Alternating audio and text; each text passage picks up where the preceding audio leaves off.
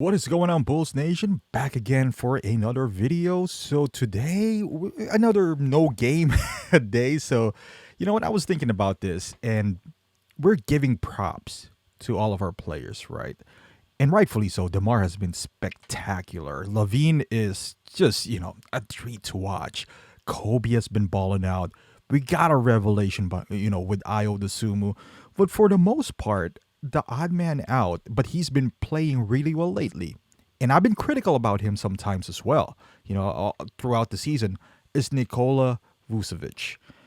And, I can understand the fans' frustration with him sometimes. He's not exactly Carlos Boozer. I think I even made a video about comparing him to Carlos Boozer, but he went from being an all-star in Orlando, being the guy, now, in the Bulls uniform, asking him to do some things like rebound, block shots, defend, which is not accustomed to. In Orlando, he was the man.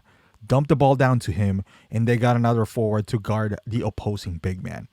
Now in Chicago, there's no other big guy. There's no Mo Bamba in here to be a defender for him. He needs to be the Mo Bamba. And, he might be adjusting to this role and adjusting to not having the ball in his hands. Being sometimes he takes so many threes.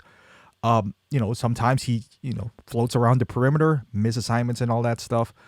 But I firmly believe that Vooch is the key if the Bulls are going to win the championship this year. And I firmly believe that.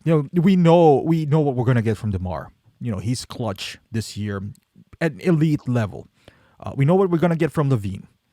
But Vooch, when he plays well, at 27 points, it's not just 18. Just if he's a double machine, we're golden. And now with the inclusion of Tristan Thompson, obviously as the time of this video, I have not seen them play together, but I have full confidence that Vooch play would be elevated, if they are on the same lineup at the same time, because that would alleviate his assignments from rebounding, blocking shots and all that good stuff, so he can kind of conserve his energy with his offense, and he'll be a little bit more consistent with that.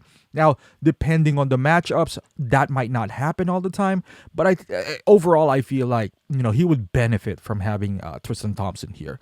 Now, with that being said, outside of the future productions and what we have him now, we also are forgetting that Vooch was the key to forming this team. When we hired AK, they never made any moves, and rightfully so. AK is we've given AK his flowers. This front office has been night and day compared to the previous ones. It's not even worth comparing, right? Like it's unbelievable what they have done in a short period of time. But we're forgetting that without Vooch, there will be probably no DeMar. Without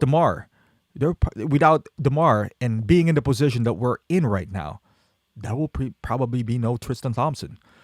Remember back in the Garpax era, we couldn't attract any buyout candidates. Why? Because we were never contenders. And even when we are in the playoffs, so to speak, we get no one. Absolutely no one. Now this year, arguably, and I understand this is not a deep, pool of buyout candidates, but we got considered highly, with Paul Millsap, even Goran Dragic, the big names. And eventually I feel like we landed the biggest name out of the buyout market, which is Tristan Thompson. And some fans would argue, it's like, well, he's old.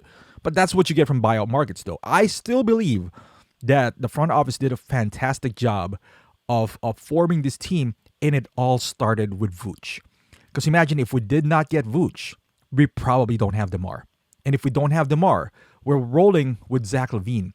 Even with the new front office, that is not attractive to free agents. You guys know that we were never really a destination for free agents, even though we have the cap space.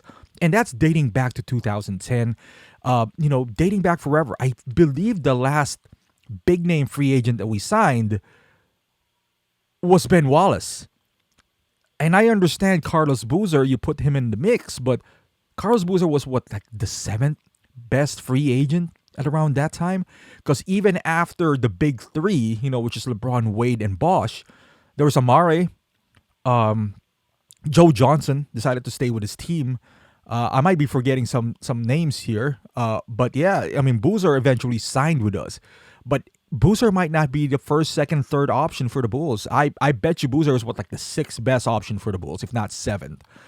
But so yeah, right now we're in a prime. I mean, we don't have any cap space. Don't get me wrong, but without Vooch, we would never be looked at as a legit contender because we're always on the rise. We're always on the rise. But when we acquired Vooch, I believe that sent a signal to the players, to the rest of the league, that the Bulls are a win now mode. We are done, collecting draft picks and all that stuff. Yes, in retrospect, did we overpay for Vooch for what we're having now? You can make an argument that yes, maybe. But we're not going to be in the position we are in right now without this man right here. So we got to show him some appreciation. Imagine if not him, you're going to have to sell to the free agents that you and DeMar are going to be able to handle this. I mean, you and Zach. The narrative with Zach is that he never made the playoffs. Like, he is a good individual player with good stats on a bad team. But acquiring Vooch, on paper, they were a legit 1-2 punch. And maybe, with Zach having that COVID towards the end of the year and some guys not seeing them play together, that made it a bit more attractive, to some free agents that, hey, you know what? With this combo, there are two all-stars, fringe all-stars perhaps, but two all-stars. I could be the missing piece. Because as we all know, in the free agency, DeMar was having a lot of suitors, Miami, Clippers, Lakers. And I'll make an argument for you that they might not be like real suitors because they can only offer so much. But hey, DeMar could have went somewhere else. He could have played 1 year like a prove me type of deal and then get a more attractive contract. Like, imagine if DeMar signed with the Lakers with a, not minimum. He's not going to sign for a minimum, but, somewhere in the area of 10 for 1 year, kind of like a prove me. And he's doing this kind of things that he does. Don't you think he'll get like at least the 3 years right after this, even though at the age of 33, because right now he's elite. He's an elite player right now, but hey, and he even mentioned it, like Vooch was a big factor of him getting here. So man, I just wish that Vooch would, again, prove the doubters wrong. And most importantly, the Chicago fans, we got to get behind this man right here. This team was constructed between supposedly him and Zach. If we didn't get DeMar, I still think we're going to be a playoff team, maybe not a championship team. But because of him, we got DeMar. I think we still get Lonzo without Vooch because Lonzo was looking at the Bulls, was playing with Zach anyway. But getting Vooch, now you got the inside out, threat. And I feel like without him, our turnaround wouldn't be as quick as it is now. Now, moving forward, do we still need him? That's the question that we have to ask ourselves after next year because he's going to be an unrestricted free agent after next year. So we'll see. But right now, give credit to the front office. But I'll tell you, Bulls fan as well, without Vooch, maybe there's no DeMar. With no DeMar, we're a playoff team, not number 1 seed. Thank you for watching, guys. Hopefully you like this video. Give it a thumbs up if you do. If you're not yet, and you're a Bulls fan, subscribe to the channel. I would love to hear your thoughts in the comments. Thank you for watching, and I'll see you guys in the next video.